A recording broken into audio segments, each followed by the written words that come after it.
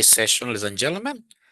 I would want to start right away with this topic number 12. I would have wished to continue with the syllabus. I like covering topics the way they follow each other or the syllabus. That is my always approach. But because I don't have a whiteboard today at home, then you will be able to allow me to skip and then we cover this theory topic. This handout, I'll be able to share it with you after our class. So Islamic finance. Now, ladies and gentlemen, before I start reading this particular handout, it will be very important for you to appreciate the fact that Islamic as a religion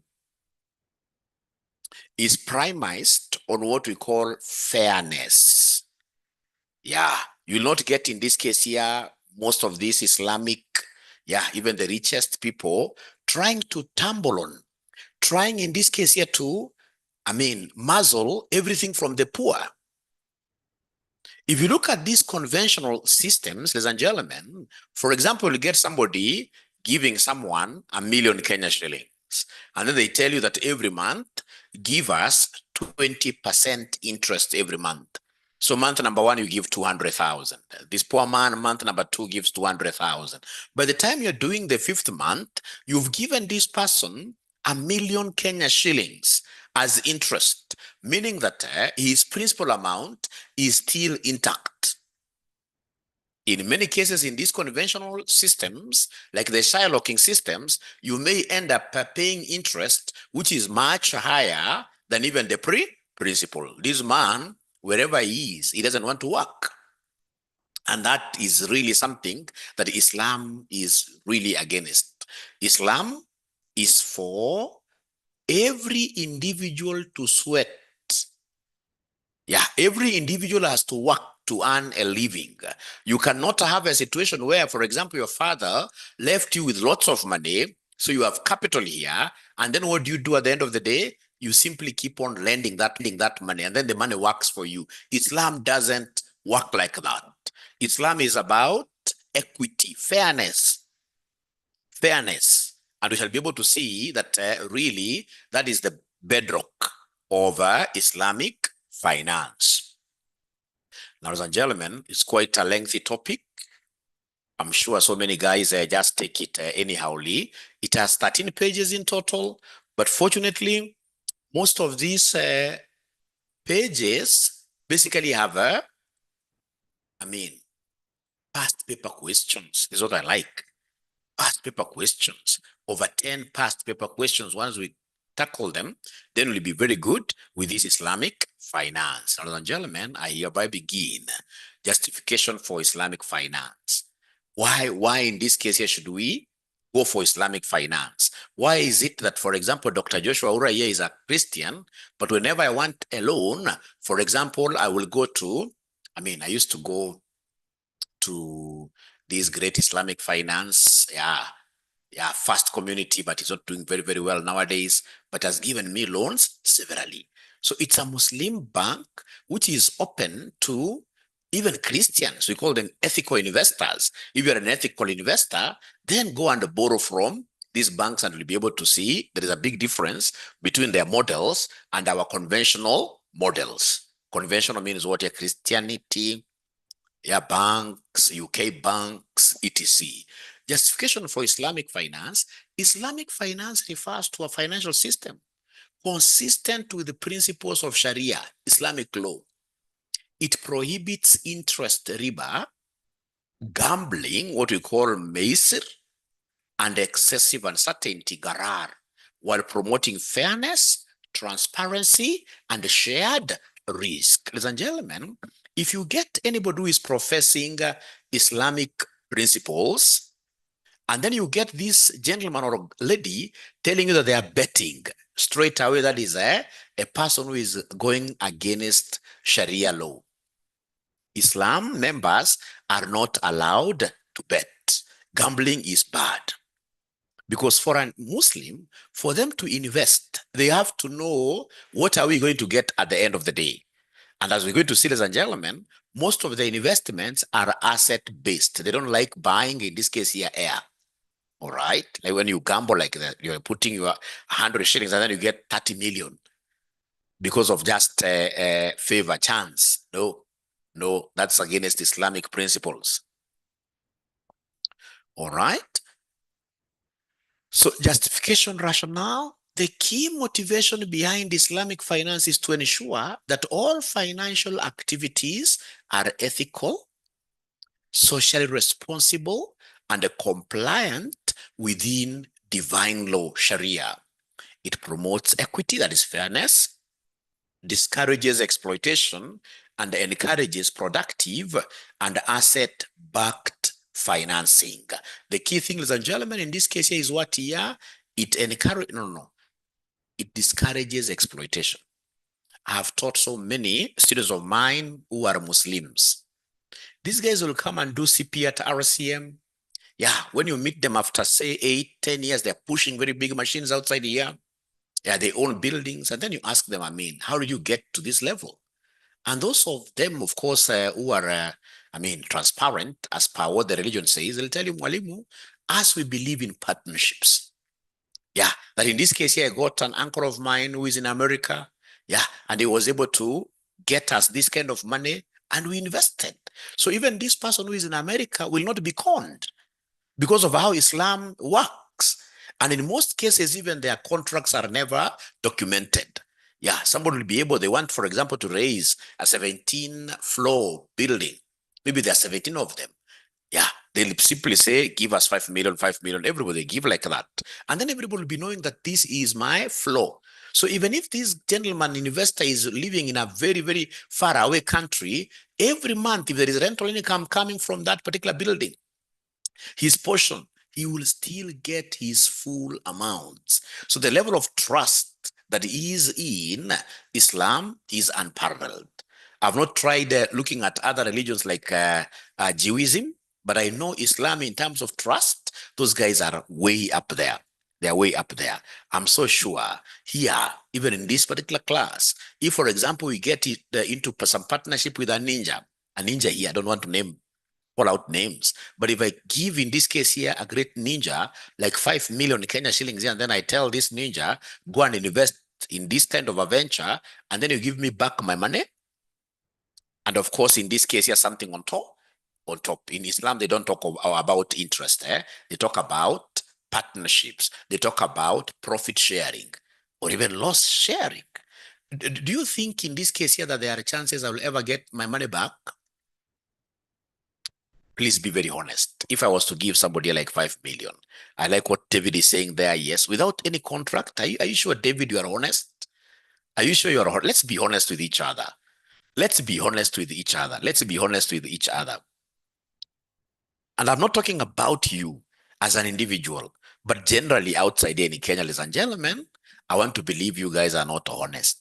Ladies and gentlemen, Caro, I think there you are. Do you want to tell me that out of all these guys who are in my meeting today, there is nobody who has ever been conned? That you gave out your 20,000, 30,000, that is the last time you saw of that guy. He doesn't even pick your calls. It happens in Christianity. Big time. Big time. They normally say dust is constant. That if, for example, I want to lose you as a friend, let me give you money. And then that friendship, yeah, I tried partnership. Now you can see now you are talking. You can see now we are talking now real things. We are finance people. Let's talk real things here.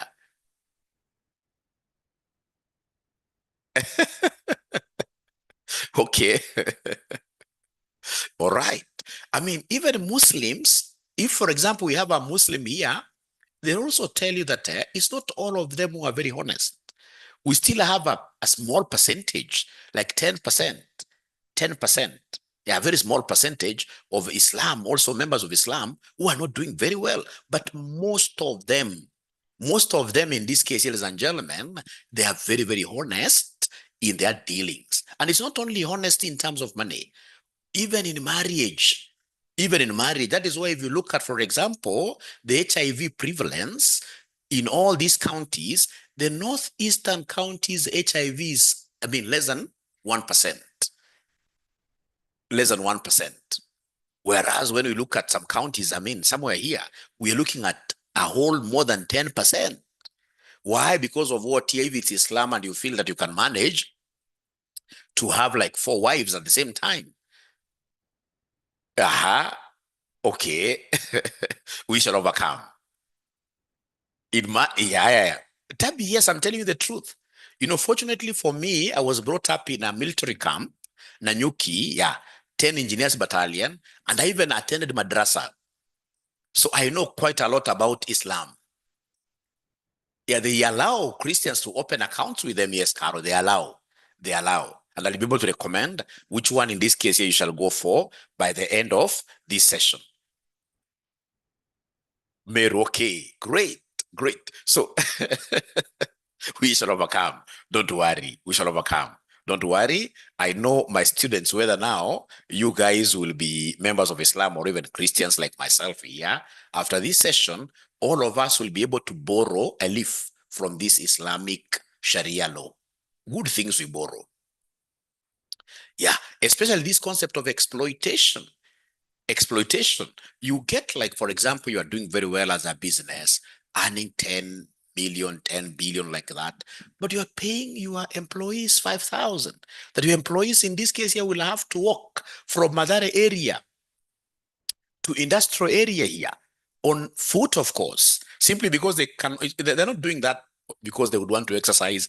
They are doing that because they cannot afford bus fare, and yet you are even much younger, but now you are pushing big vehicles because simply you own the capital. That is the kind of exploitation that Islam is against. We are all of us human beings, and before the eyes of God, in this case here, that is why whenever they go to the mosque, they cannot say that this one here is a minister, this one here is a what, that you're given a special chair. Nothing like that. That only happens in churches.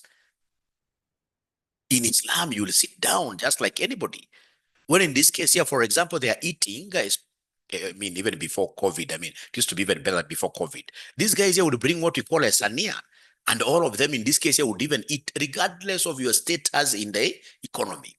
It doesn't matter whether you're a minister or who you are. It's about equality, equity.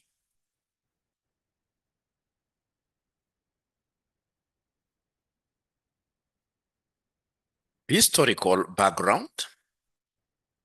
It promotes equity, discourages exploitation, and encourages productive and asset-backed financing. Ladies and gentlemen, we as African nations, Kenya leading all the way, we have gotten it wrong, for example, with our Eurobond financing.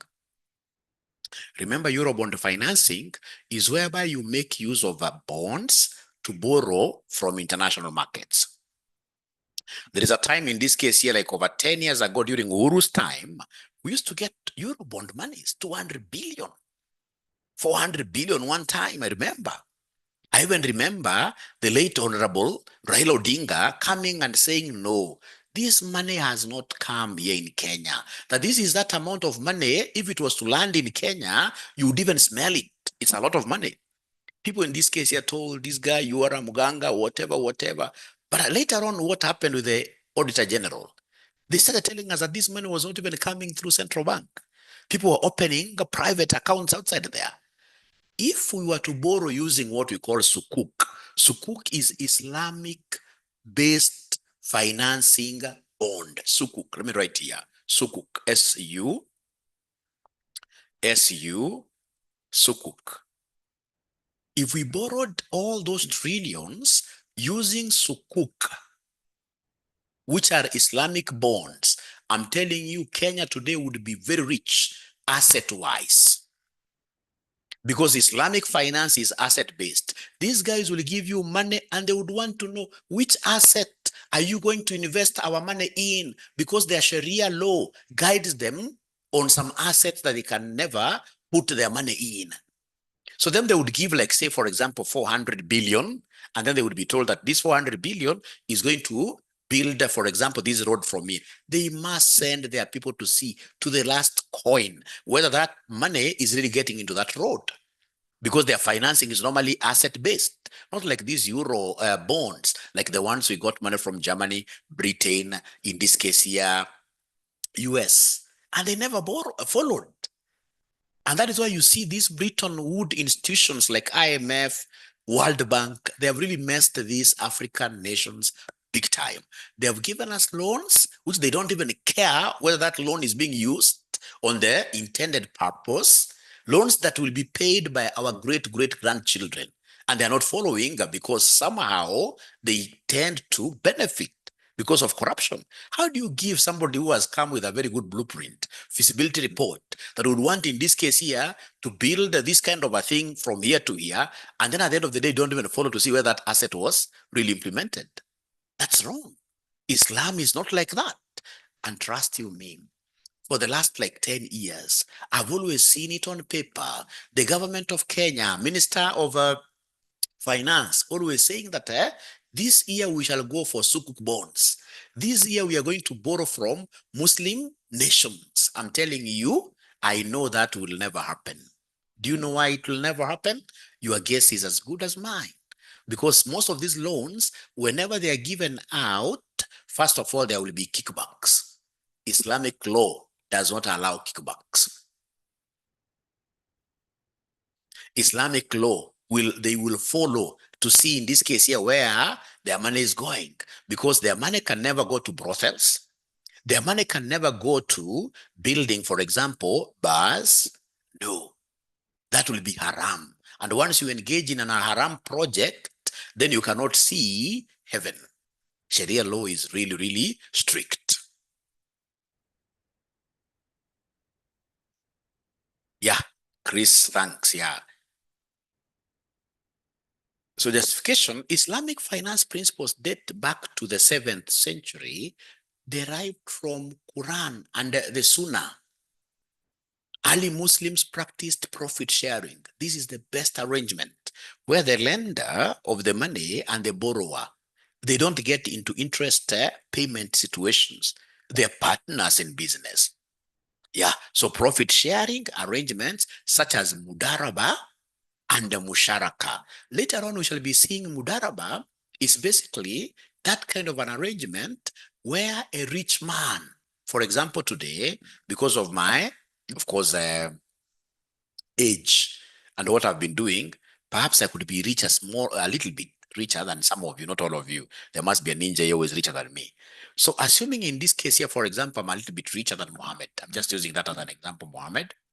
Yeah, you see, and then we tend to get into a business where now Aura here, we call him, in this case here, Aura here, who is now richer, provides capital. So for example, I give 5 million Kenya shillings into this venture. Mohammed does not have money, but he has skills to run a business. Islamic principles have been able to come up with a very good terminology and concept for that kind of an arrangement. It's called mudaraba. Mudaraba. So under mudaraba, this rich man who has provided the capital, yeah, and this other guy who knows business but does not have capital, they are getting into some kind of a business where they shall be able to share profits. At the end of the year, Muhammad will come and produce his books and say, Dr. Aura, we've made 3 million. I'm just exaggerating. And then, of course, in this case here, we have our pre-agreed proportions of sharing this profit. In most cases, it's 50-50. Because you see, this guy has been in the business for long, doing that business. Yeah, so I get my 1.5, he gets his 1.5.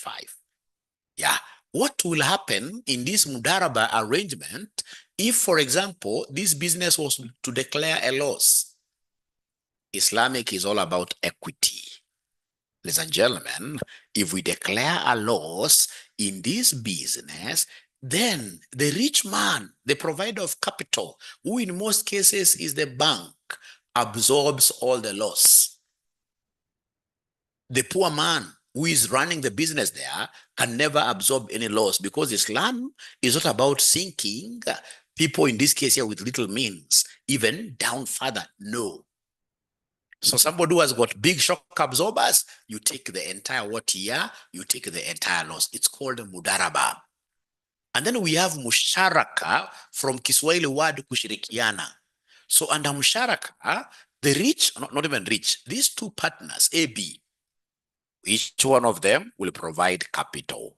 Each one of them provides capital, and each one of them will be involved in running the business. So in this case here, they do capital contributions, and they also contribute their expertise and the time and the resources to run this enterprise. That is musharaka. So now musharaka, depending on the profit sharing, you should be able to share. And if it is losses that are generated because you contributed capital, if you contribute capital, you are rich. And if you are rich, then you have shock absorbers to absorb losses. You also absorb losses. So, and we're being told that this system started from the 7th century. Long time ago, ladies and gentlemen, here. Yeah. In modern times, we have here Gamri Savings Bank in Egypt, 1963, pioneered Islamic banking, followed by Dubai Islamic Bank, 1975. For those of you who understand the history of Dubai, including how it is a free port, right? They know how Dubai Islamic Bank has been instrumental into the growth of what here Dubai as a nation in this case here that was basically a desert some few years ago. Right now is a small heaven. It is hosting some of the tallest buildings in the world. All right. So we have other institutions and we'll be able to see them down here. The standardized global practices. In Kenya, we have the Gulf African Bank. First Community Bank used to be my biggest bank, best bank, Islamic Bank. But right now it has got issues, and I'll be able to explain why it has got some issues. They are early adopters. So core terms and concepts, very, very important in your exam. We have a halal. Halal is anything permissible under Sharia. You see, like, for example, in this case here, Muslim, they don't eat pork. P-O-R-K, nguruwe. They don't eat pork. So then that is a haram. It's prohibited. So haram is prohibited under Sharia. Even this Muslim, of course, I know there are some of them who take alcohol, but it's wrong. It's haram. They are gambling. It's haram. Even some of them will tell you that, Mwalimu, I don't take alcohol. I only take miraa, that miraa is allowed. Even that one is haram. Anything that impairs your judgment, yeah, your judgment, automatically that is a haram. Riba is interest. Interest or predetermined return. This as well is haram. Interest-bearing loans will never be accepted. Garar is a lot of uncertainty in contracts. Ladies and gentlemen, I would want you to get, for example, a contract coming from an insurance company in Kenya. You go and pick any contract. Yeah, for example, you've started paying some money for your child. Yeah, into an insurance company. So they'll tell you this, you'll be able to pay for, say, 10 straight years. But the terms and the conditions down there, look at even the writings.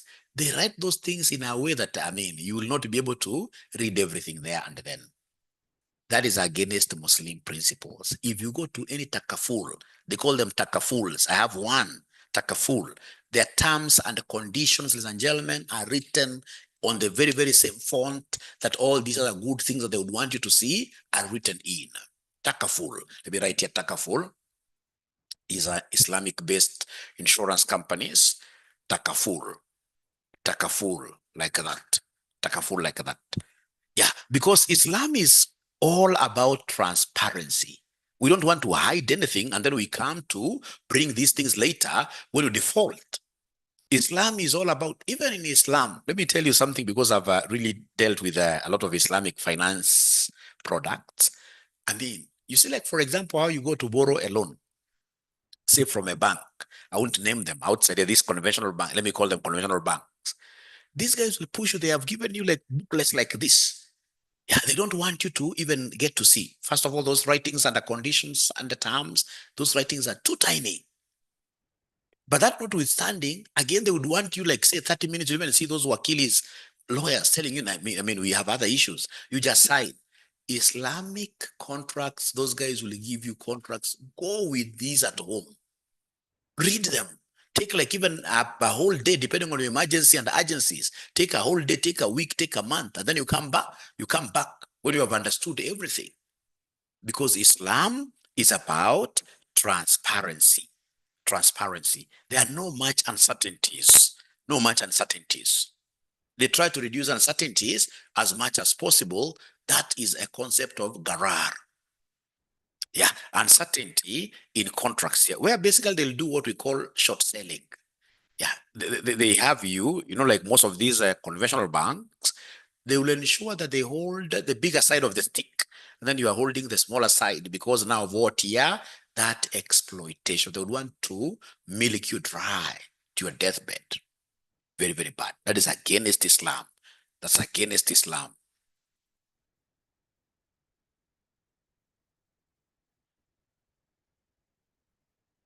Yeah, there is this ninja who is in boxing me that Mwalimu, are you marketing Islam? No, no, no. You are lost. Yeah, I told you I will teach this thing the way it is in your syllabus, and I'll be able to state things here truthfully. And then, of course, you guys, like even myself, who is a Christian, there are things that we can borrow from here. Yeah, I'm not marketing any religion. No, no. Then we have in this case here usury. User, even from the word user, this is that interest being charged by Shylocks. Yeah, and fairly high interest rates, what we call predatory lending. Your syllabus needs me to discuss capitalism, which we exercise here in Kenya in most cases, versus Islamic finance. And remember, capitalism is this system that is being run by capitalistic states. Yeah, people who have capital rule. They rule. What is their major objective? Is to maximize profits, even if they're going to kill you. Yeah, it doesn't matter whether you have begun this business with them and then unfortunately you caught some bad disease like cancer. Even if you have cancer and you have a loan, you have to pay. That's against. Yeah, for Islam, the major objective here is ethical and the social welfare. Ethical and the social welfare. Interest in capitalism is allowed. Interest in Islamic finance is prohibited. Yeah, risk distribution in Islamic finance, you share risks. That's why we share profits. If we make profits, we share the profits. If we make losses, we share the losses. Or better still, if it's Islamic finance under Mudaraba, I'm the one who is a senior there in this arrangement, then I take the loss myself. But in capitalism, the risk distribution is unequal. In most cases, it is borne by the borrower. It's borne by the borrower. If you're not able to pay, if something goes wrong in terms of this business you have begun, you can even lose your home. Yeah, you lose your home. Investment basis, capitalism is about speculations. Yeah, speculative and interest based. But when you talk about Islamic, ladies and gentlemen, in this case here, the investment has to be asset backed. And in this case here, our investment has to be very, very productive. Very, very productive. We need everybody to produce. That's why you will go to Isli today. Muslims are very, very active over there. People are working. They have shops. They're selling. All right. Moral basis. In this case here, we have what we call market freedom. Yeah, market freedom. You can do whatever you want. Yeah. And then, of course, moral basis for the Islamic, ethical, and the Sharia what year compliance. Ethical and Sharia compliance. Benefits and deficiencies of Islamic finance. Benefits, ethical and moral financial system, promoting fairness and justice. Risk sharing between investor and entrepreneur. Asset-backed financing, minimizing speculative what year risk. Remember, speculative ni ile mnasema mnaekelea uone.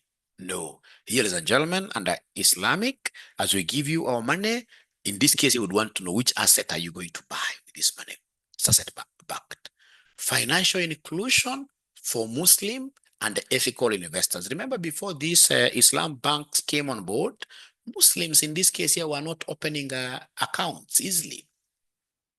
And even when they opened accounts, like I remember one time I was just queuing next to a Muslim who was going to withdraw some money at the bank at Equity. Yeah, so when it reached his turn, I mean, this guy said, I've been contributing this, was it 5,000? Yeah, 5,000 like that every month for this number of months, for this number of years. He asked for his principal amount. And then he told the teller there, whatever interest is on top, you keep it, keep it, keep it. So in most cases, what members of Islam used to do, they never used to have these conventional banks. They were left out of what here, out of the banking system. But nowadays, with this Islam finance now we have inclusivity, financial inclusion for Muslim and ethical investors. Relative stability during global crisis due to low speculation exposure. Ladies and gentlemen, remember most of these Muslim countries, even whenever there are global crises, you will never see them crying a lot. No, no. Islamic countries, including our neighbors here, Somalia. I'm telling you, ladies and gentlemen, if you ever get a chance to just go across here to Somalia, yeah, there are Somalia states which are really very, very peaceful, like Somaliland. You'll be surprised the kind of things that are happening there. I mean, as you guys are boasting of M-Pesa here, those guys knew about those kind of products they started using them long time ago. And theirs is really, really up end. If you look at the kind of agricultural produce they make, look at, for example, not fertilizer, but charcoal. You go close by the ocean, they have a very big beach front. Yeah, those guys are really, really active. They are never affected. I'm telling you, were it not for war that we normally see, which are unending in those nations, and of course, we know all of us, it's because of what here? It's because of the resources which are over there. Now, there are so many predators coming all over. Yeah, including some of those also greedy Muslim members. Some of them are greedy, yes. They're destabilizing those countries, but those countries are really, they cannot be affected. They cannot be affected totally.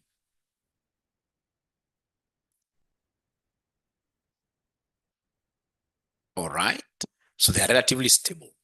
Deficiencies, stroke challenges, limited awareness and expertise among stakeholders. Yeah, not so many people are aware, and we lack also expertise to be able to run with these Muslim financial products. Regulatory inconsistencies across jurisdictions. Yeah, so I don't know whether there are also some gaps, maybe in the Sunnah, yeah, or Sunni, they're quite different as well. You'll get even some of them coming and telling us that, hey, we need in this case here to break fasting on this day. Another group tells us so there are quite inconsistencies. Yeah, you'll get in this case like Dubai Islamic Finance. When they have given you their money and you make a loss, they'll accept that loss. Yeah, but some of this like Fast Community here, they may tell you, I mean, they're not practicing full Islamic finance. Because under full Islamic finance, like how the Dubai Islamic Bank, they simply assess your prowess in terms of doing business. They look at your financial statements. Once they realize that you are very, very active, you are aggressive, then they give you money. Should you make a loss, they will tell you straight away, this one was unforeseen.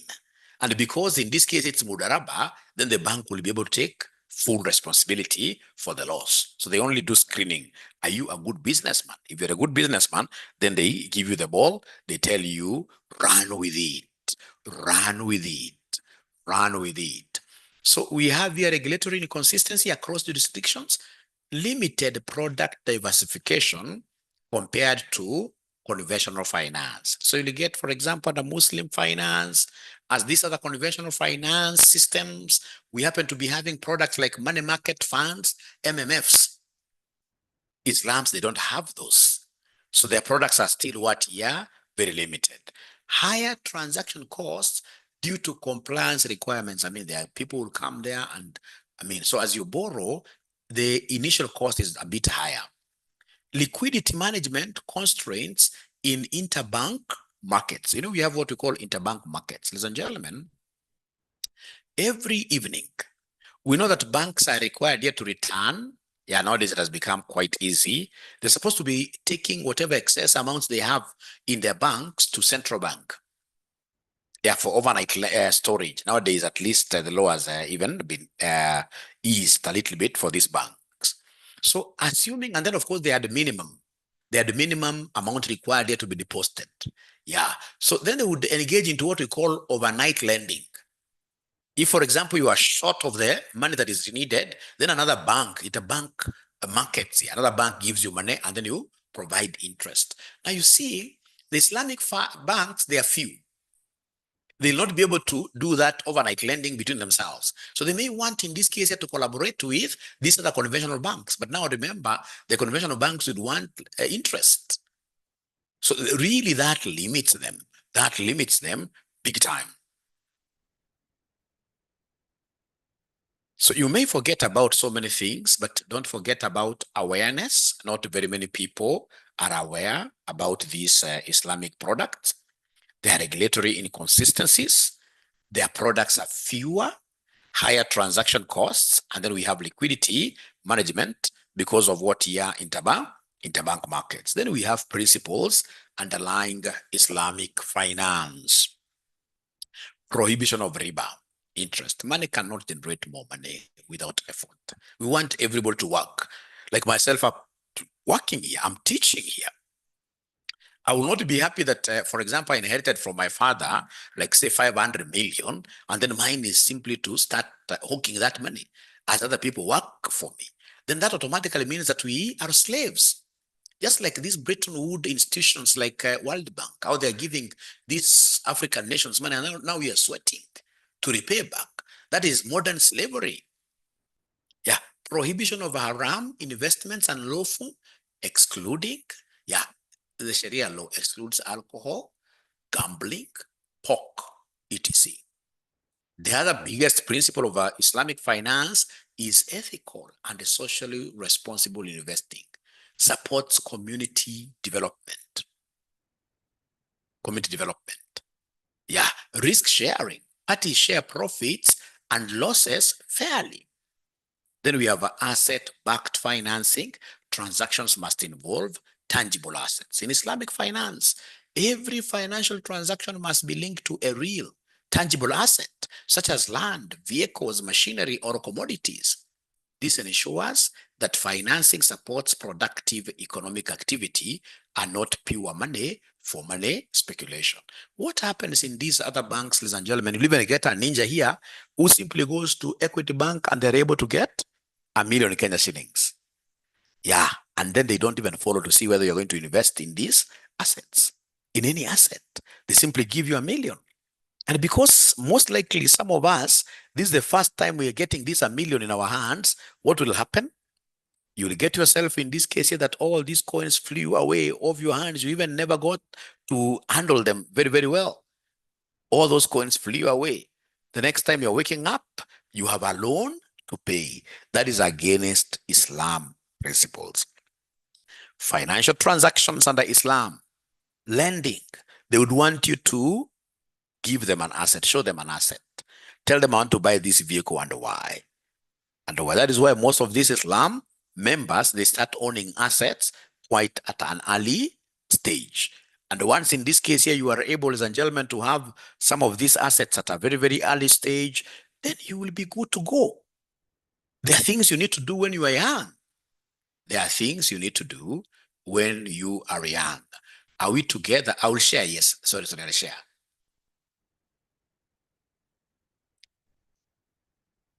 Yeah, with loans in Islamic, do you have to save for 3 months first before you qualify? Yes, yes, yes, yes, yes. Or even more, even more, even more. Because you see, mostly they give you business loans, asset loans. Yeah, they will want to track your history, really. So are we together up to here, ladies and gentlemen? Great. Thank you so much. Thank you so much. Great. So you need to own some assets quite early in life. Quite early in life. Yeah, that is why when I see young men, ladies and gentlemen, at times I cry. You get somebody in this case here going to a club. Yeah. And then in this case here, you get them spending how much? 50,000 in a transaction simply because you want to please people. If you're a young man, you want to please a few people here and there, and then you spend 50,000. And then the most unfortunate thing, like there's a student, some students here who took me some time back to Quiver. Quiver is along Thika Road. You know, at times they You know, the way I talk with them, Chief Ninja, Ninja, etc. So they think I'm their age mate. So when they call me, of course I'll go because it's only lunch. So over there, I mean, when these guys asked for some drink, this drink was escorted by girls. I mean, like Oman color. Even the DJ stopped doing what they are doing. They were like looking at our table. Then I wondered, how special is this young people here? When it came to payment of the bill, foods and everything, we were looking at something like 80,000. I almost cried. I almost told these guys that you guys are financially illiterate. I'm the one who taught you financial management. And I'm not saying that we should be mayeng or not girls, okay? And I'm not saying that we should be very, very mean. This life is for the living. We need to enjoy. But at what stage should you enjoy? At what stage should you enjoy? I don't think it should be at your very, very formative. Yes, like myself, this particular, I have a very good building. Yeah, very good building, very nice building, 3 floors where I live alone. And I built it at the age of 27 because of what here? Financial prudence. I became a member of Mwasibu Sacco, and when Mwasibu Sacco was moving around, ladies and gentlemen, in this case here, buying plots, we really bought those plots. I remember like among the Runda projects, I was able to buy, and I sold immediately, made over 10M when I was quite young, like that. But nowadays, you see nowadays, I don't know what is happening, even these Saccos, their lands are really overpriced. It's not like those days. Those days I would go and buy land and I mean, keep it from a Sacco. Keep it, we buy at 700, we keep it a few years like that, we sell for 3 million. Nowadays, whatever they sell to you, it'll be very hard for you to even dispose at a higher price. So, you know, you'll get, ladies and gentlemen, so many people complaining that we don't have money, we have not got a job. But in most cases, people do not know how to manage funds. Most of us have left this alcohol spirit to take a toll on us. Is there anybody here who has a brother, a sister, or even a father, or even a mother who is really into excessive alcoholism? Yeah, even myself in my family, we have that. You just get somebody who got an A plane, a B plus, whatever, but for some reason, they just get into things that they cannot be able to go back. And then they will come to realize themselves when they are 50 years plus. I'm not saying that you don't take alcohol. I'm not your priest here. I'm not your pastor here. But please, regardless of what you are taking, let's take those things in moderation. Let's take those things in moderation. Yeah. Let's take those things. Okay. Yeah. Depends on the background. Cool kid. No. I always work very hard.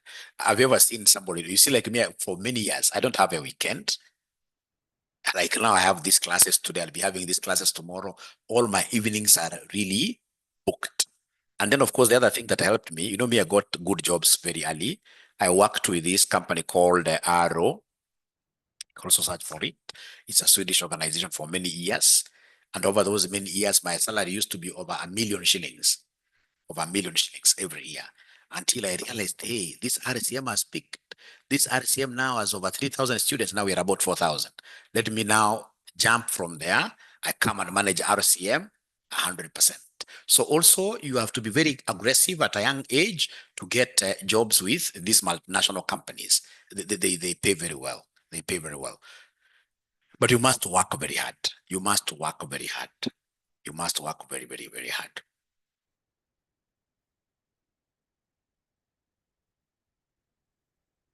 So there is somebody who wants me to take them for a house tour. You are sick. Will you also take me for a house tour? Yeah, in your own house. Will you also be able to put on your camera and then you take us around? If that is okay, then tit for tat. I'll be able to do exactly that. So then we have here, yeah, asset based. Already you have seen that. I'm almost finishing because most of these things are what, yeah, they're repetitive. So 12.4 concept of interest and interest riba. Interest is haram. The kind of returns we want are those returns which are profit sharing. Sources of finance in Islamic financing. We have equity based. Yeah, equity where you have shares. What we call kushirikiana, musharaka, joint venture. And then we have mudaraba, trust financing. So equity based, we have musharaka. Musharaka is a joint venture where Chris and Joshua will contribute capital and then they run the business together. Then we have mudaraba. Mudaraba is where I will trust Chris, who has business acumen, to run this business like 100%, which I'll provide capital. Should we make a profit, we share profits. Under mudaraba, should we make a loss, the rich person takes up the loss. Then we have trade-based. Trade-based is for trading. You are buying something from me, you go and sell. Yeah, so we have murabaha. Murabaha is cost plus sale. So under murabaha, I will sell to you. I will help you if it's a vehicle under my bank. I can buy this vehicle at cost, $1 million. And then I give you this vehicle. Yeah. So what you'll do is to refund me the cost. And because you're going to use this vehicle to do business, you must add something on top. But whatever you're adding on top is not mandatory, is not interest. Yeah. So it is called cost plus sale. And then we have what we call istisna. And istisna, ladies and gentlemen, we shall be able, like you, if you have read about this Mombasa, we have a very big platform over there being spearheaded by the governor. Yeah, they have a big construction venture. Where in this case here, they are using this istisna. There is a bank there, a Muslim bank. So under istisna, the bank will buy this house on your behalf. So the bank buys the house and then it sells the house to you. So the bank must first of all take ownership. Yeah, it must take ownership of these premises and then they sell their house or they lease the house to you. So istisna, as we shall be seeing later on, I'll be discussing this, is very, very similar to salam. Yeah, where in this case here, they do what we call forward purchase. So under forward purchase, this is where, for example, people are starting to build up this particular house and then you buy it even before, at the very inception stage. At the very inception stage. Yeah, what we call plan. You buy at the plan stage. All right. So then we have leasing-based, ijara, leasing-based, leasing finance. We have sukuk bonds, Islamic bonds for long-term capital raising. We have wadia, safe-keeping deposits. You could be having lots of money in the house and you don't want to take this money to Equity Bank because the Equity Bank will give you interest. So we have what we call wadia accounts. If you have seen, Barclays has this, ABSA nowadays, wadia. You simply take $1 million and then that 1 million, if they do business with it and they make a profit, they add a profit on top. Yeah, safekeeping deposits. And then we have takaful, what we call cooperative insurance. Types of Islamic financial products, very similar, muraba. So in this case here, they assist you to buy an item and then you go and sell. When you make some profit there, so you shall be able to refund back the cost plus. So this is cost plus sale for goods. E.g. in car financing, I can finance you to buy a car at $1 million. So once you buy this car at $1 million, ladies and gentlemen, during return of the money, you'll give me this $1 million plus. Ijara is leasing of assets. Musharaka, tunashirikiana, joint venture, capital contribution, and then we run the business, all of us, and then we share profits and losses. That's musharaka, kushirikiana. Then we have mudaraba, profit sharing partnership. Losses are normally taken by the big boss. Under mudaraba, remember we have the big boss, who is providing capital, and then we have in this case here, this other smaller boss who is only running the business.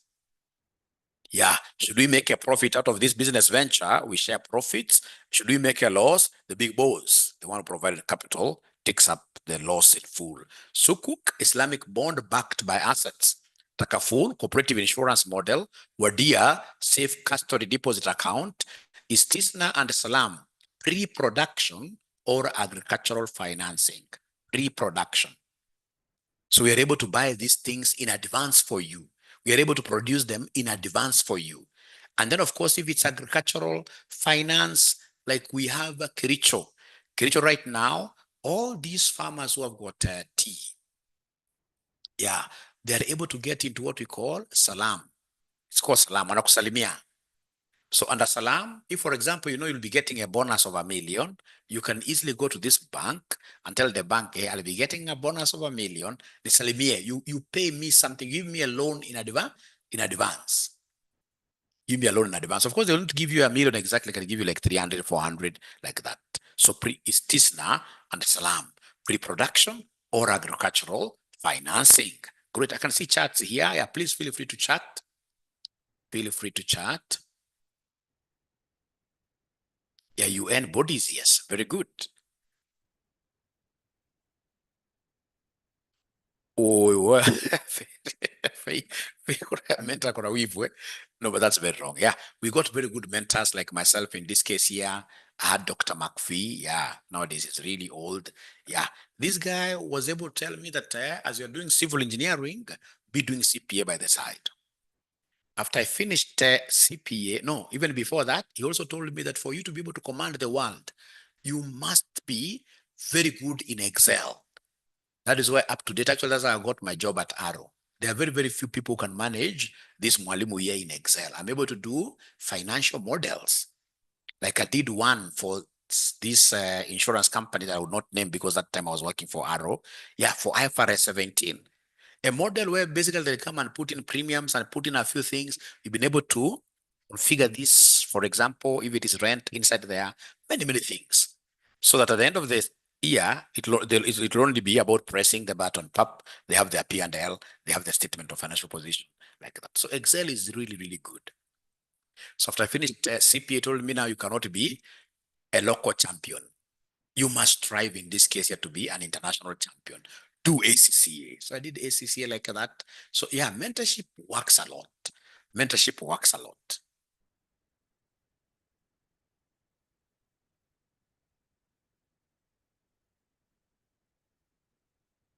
Yeah, Caroline, I've seen. I don't know whether Caroline, this should be. Of course, I normally give jobs whenever I get access. I'm able to share with my students. But Caroline, this should be really your own initiative. Yeah, you have to work. This is your work, Carol. It's your work, Carol. And then, of course, as I finish, because I need to go back to my Islamic finance.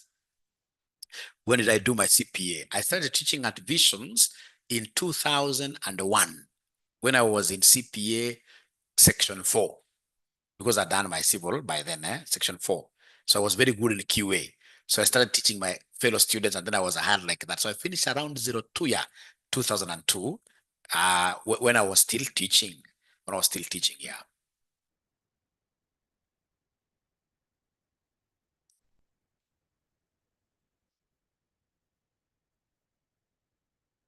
Uh-huh. I can see very good questions. I wish we had a mentorship session. Then I would have been able to talk about a few things here and there. But now because we are not really in a mentorship session.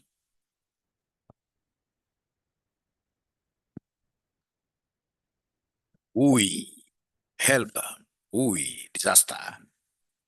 Tabi was not born by 001. Sorry, Carol, I'll be able to follow about this immediately after this class and then ask the CEO whether they should be able to extend, because this help should not be failing students. All right.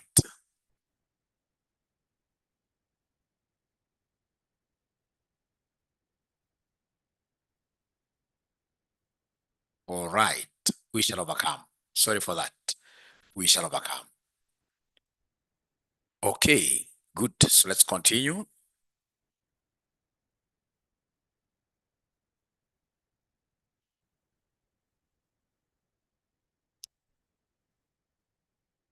So international standardization and regulation of Islamic finance, global standardization ensures consistency, credibility, and investor confidence through both religious and prudential oversight.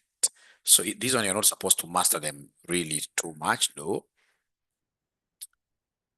So we have here the key international bodies, Islamic finance institutions. We have accounting and auditing organization for Islamic financial institutions. They come to audit them. It develops global accounting, auditing, and Sharia standards for Islamic financial institutions to ensure consistency and transparency.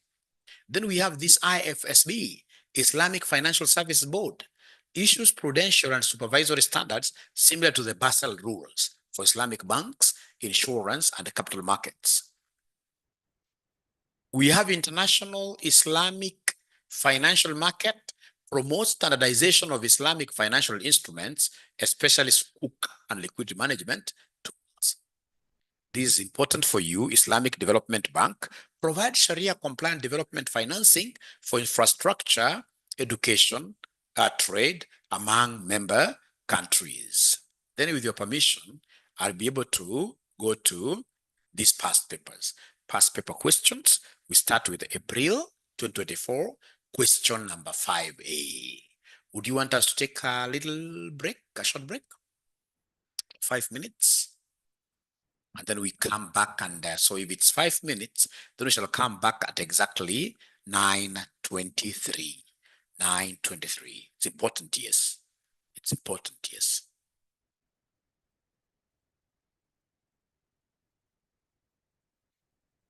No, 10 will be too much because the class is supposed to end at 10. 5 only. 5 only.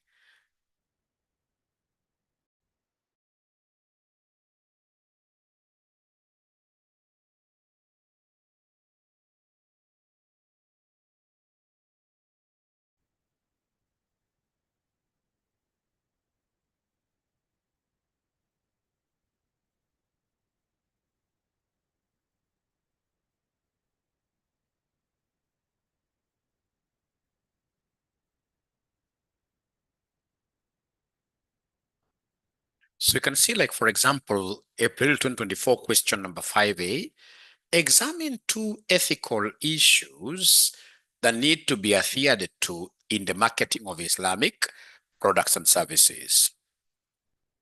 Now, ladies and gentlemen, for example, when you look at some of these banks, so you look at some of these banks outside here, they'll be able to take very big billboards, tell you, welcome to our bank. And those big billboards, what are they putting? A very, very beautiful young girl. Very, very beautiful young girl. Maybe 21, 23, 24 years old. All right. So in this case, of course, somebody may be able to say there is nothing wrong with that, but there is even a specific word for that kind of marketing. All right. So in this case here, in terms of Islamic finance does not allow that. Islamic finance as well does not allow you to start saying that you are better of a bank than other banks, where you make those kind of comparisons. No. When you're marketing yourself, in this case here, market your products in a way that will be very, very ethical. Very ethical. Very ethical. All right.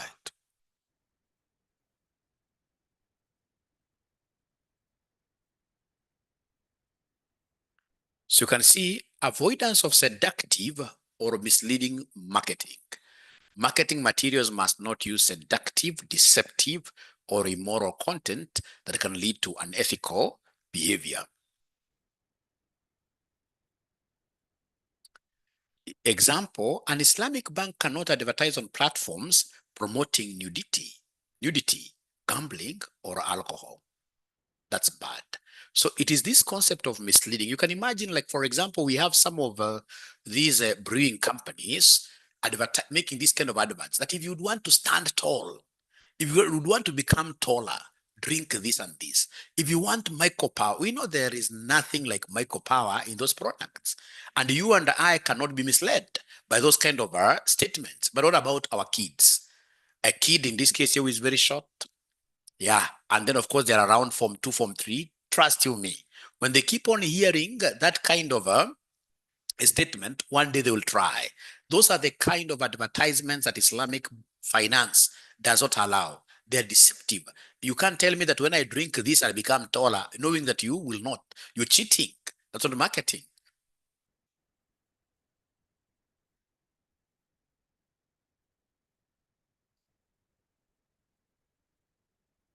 All right. Prohibition of marketing harmful or haram products. Products linked to activities harmful to health, intellect, or society are forbidden. Example, advertising alcohol-based cosmetics or promoting conventional interest-based banking is unethical. You cannot, in this case here, market harmful or haram products. Truthful and Sharia-compliant communication. Marketing information must be accurate, transparent, and free from exaggeration. E.g., a Murabaha finance advert must clearly state profit margins and repayment terms. Avoidance of advertising that causes social unrest. Promotion should not insult competitors, promote hate, or create division. Example, comparing a Sharia product by attacking another religion's practice is unethical. December 2023, question number 5A, which is question 2 in this. Describe 3 contracts applied to Islamic finance. 3 contracts, already have been able to see them. We have Murabaha contract, cost plus sale. The bank buys goods requested by a client and sells them to the client at an agreed profit margin, payable installments. Example, a bank purchases machinery at a cost of 2 million and sells it to the client for 2.3 million on credit. That's Murabaha, so cost plus. Ijara is leasing, is a form of a contract called leasing contract. So the bank purchases an asset and leases it to a client for a fixed rent over a set period. Example, a bank buys vehicles and leases them to a transport company. The company pays monthly rent instead of what year interest. Then we have Mudaraba, trust-based, where I trust you. One party provides capital. Yeah, Rabul Mal, the big man, Rabul Mal, while the other manages the business, the Mudarib. Profits are shared, but losses are borne by the investor alone. Example, an investor provides Kenya shillings 5 million to a trader who manages an import business, profits to be shared 60 whatever. Musharaka is joint venture from the Kiswahili word kushirikiana. Both the bank and the client contribute capital to a project and share profits and losses in agreed proportions. Example, a developer and a bank jointly funds a housing estate and share profits upon sale. Then we have Istisna, manufacturing and construction contract. The bank finances the manufacturer or construction of goods or property, delivering them after completion. Example, a bank finances the building of 10 apartments and transfers them to the client once completed. Yeah, they're also big in terms of what year, in terms of agricultural. If you remember Salam. Takaful Islamic insurance, members contribute to a mutual fund that compensates any member facing a loss. Example, Takaful Insurance of Africa pools members' contributions to cover fire or accident. Yeah, Sukuk is a very, very important type of a contract. Asset-backed securities, investors, giving investors ownership in tangible assets and sharing income generated. A government issues Sukuk to fund a road project. Investors earn from toll collections. April 2023, question number 3A, highlight 5 reasons for the increased popularity of Islamic finance in the recent what year past.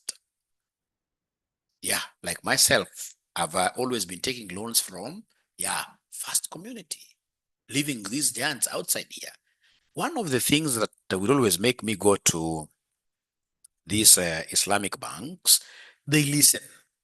You know, business can never be like 100% without bumps. You always hit a bump and you'd want some kind of help. Somebody will listen to you.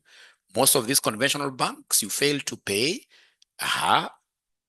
like one installment, they'll be on your neck. And even how they keep on, after you fail to pay that installment, how they'll keep on now compounding the interest. It will be crazy. It will be very hard for you to run and catch up. Yeah, highlight 5 reasons for the increased popularity of Islamic finance. So, of course, awareness. Now, there are so many people who are aware that you don't even have to be a Muslim for you to be what here to become a member of, for example, Fast Community. So, promotes financial justice, encourage profit and loss sharing instead of exploiting borrowers with fixed interest, enhances financial inclusion, attracts Muslims and ethical investors who avoid interest-based systems. Ethical investment approach prohibits financing or harmful activities such as gambling, alcohol, and pornography. Improves financial stability because they are giving you money and encouraging you to buy assets. So asset backed and risk sharing nature reduces speculative crisis, promotes moral and social values, encourages social responsibility and community benefiting investments. If you go to Italy today, you'll be able to get a place where they've put aside for people to play football, play basketball. I mean, they really believe in community development. Expanding market segment. Global growth of Islamic banking provides new employment and investment opportunities.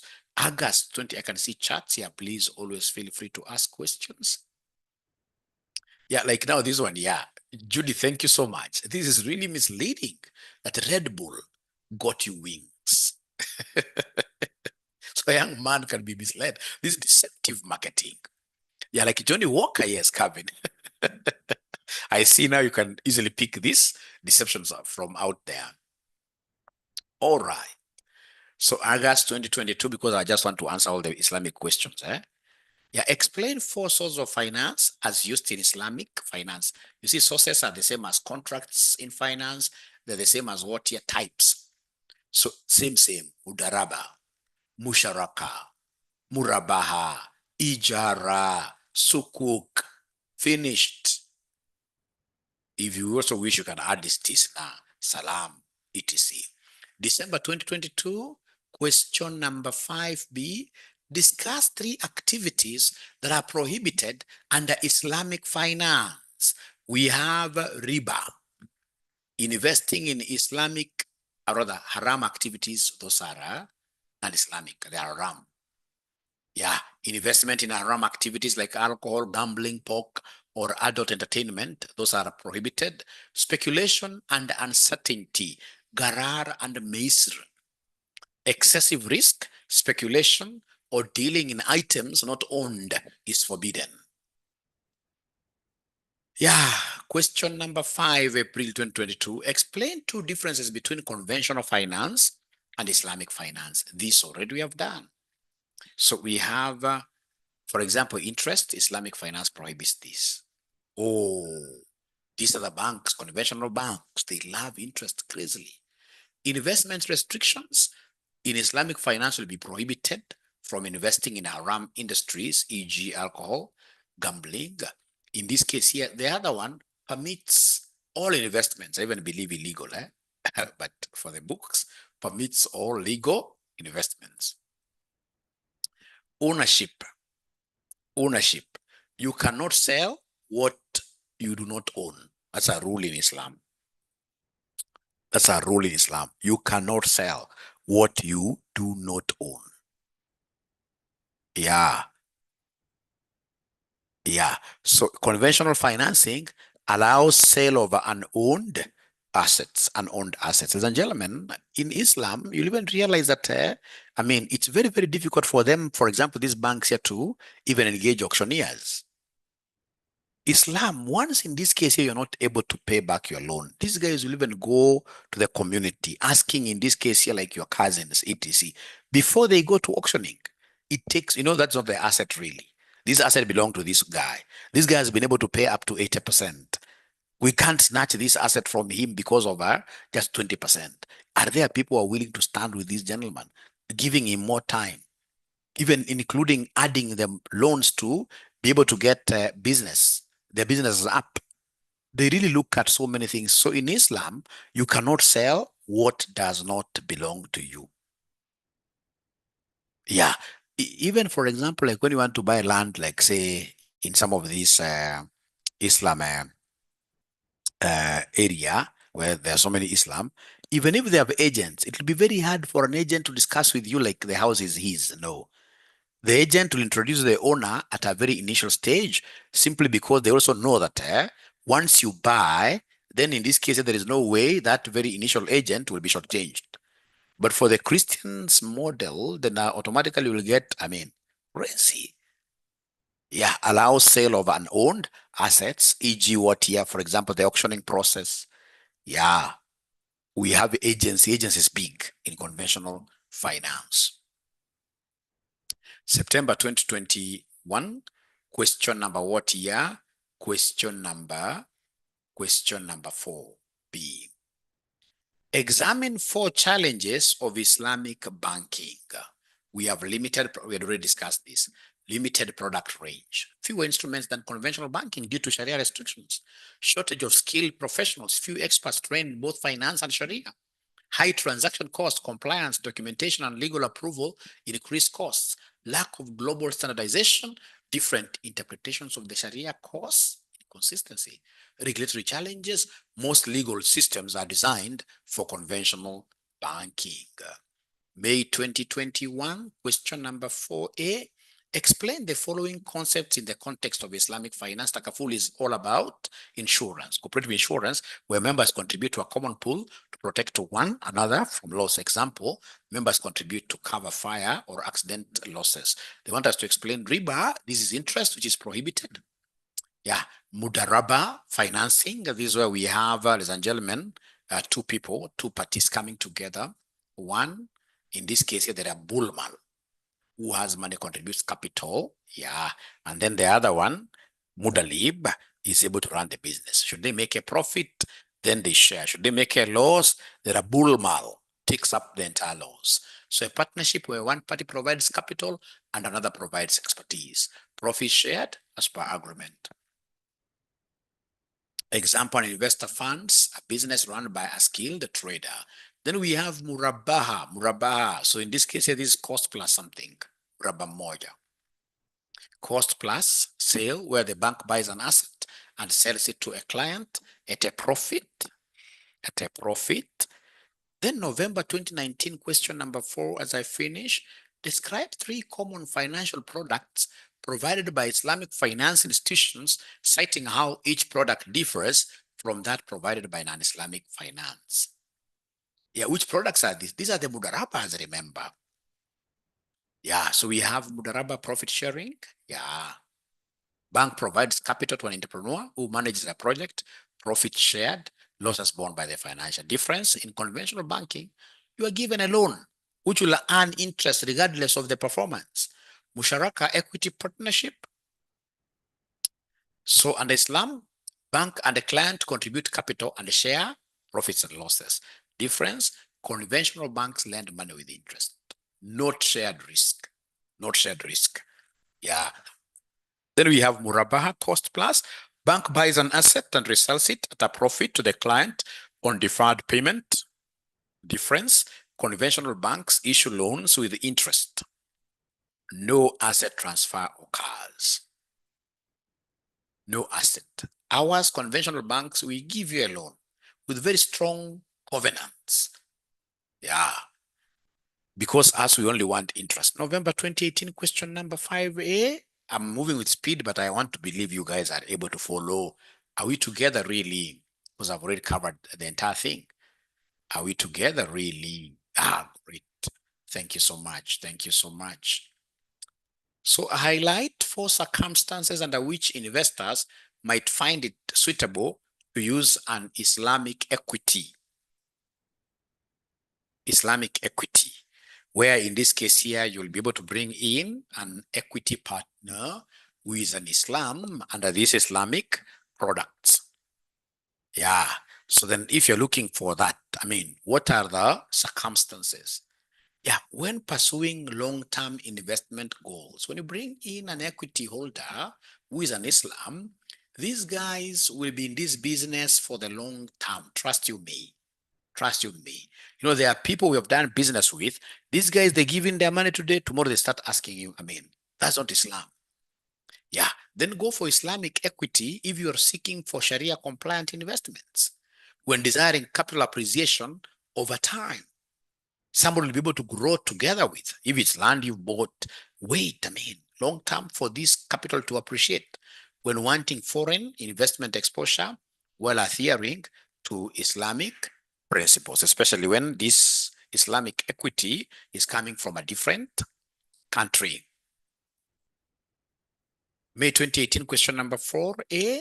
Explain the following terms as used in Islamic finance. Ijara, I know Ijara is a lease financing. The bank will buy this asset, then leases to you. You pay rent, not interest. Sukuk, these are Islamic bonds. So Ijara, Islamic leasing, a lease where the bank buys an asset and leases it to a client for rent instead of charging interest. Example, leasing vehicles or machinery for business use. Sukuk bonds, asset-backed securities representing ownership in tangible assets or projects that generate income. Example, Sukuk issued to finance a toll road. Investors earn from toll revenue, not interest. November 2017, question number 1B. Summarize 4 hindrances to international standardization of Islamic finance. Why is it very hard to get like Islamic finance in Kenya being exactly the same as Islamic finance in Somaliland? Yeah, different interpretations of the Quran and the Sharia. Variation in contract applications across jurisdictions.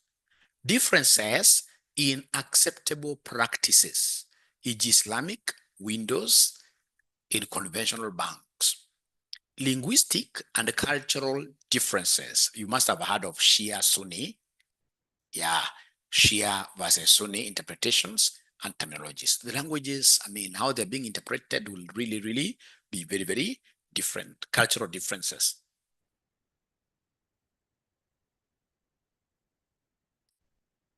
Discuss 4 principles of Islamic finance: prohibition of interest, profit and loss sharing. This is big principle.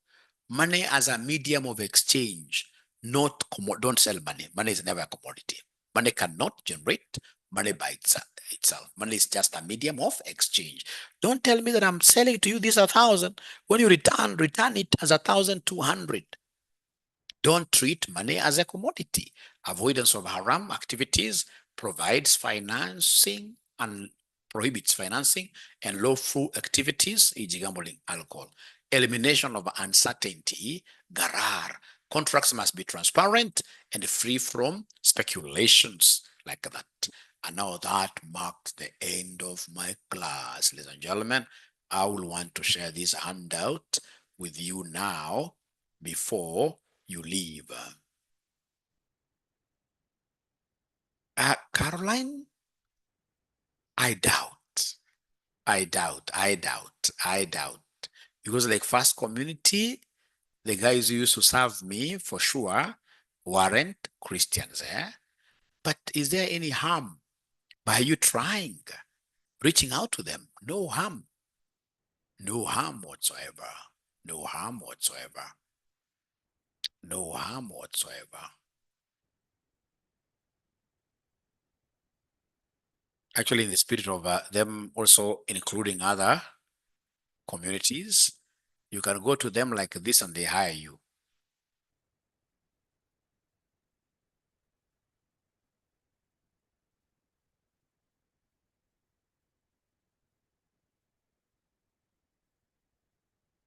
So then you'll do me a favor, because many times I will get students who will come complain that you haven't gotten this handout. Once you get it, please ensure that you are able to share it in the respective groups you find yourselves in.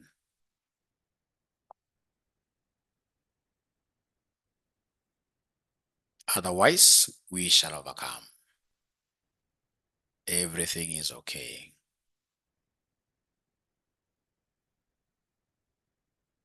I'm sharing them here, yes. I'm sharing them here. And then now you guys will be able to share these out. Yeah, on WhatsApp. So can somebody in this case here confirm that they have been able to see the handout? And then if possible, please take an initiative of sharing this handout on your class.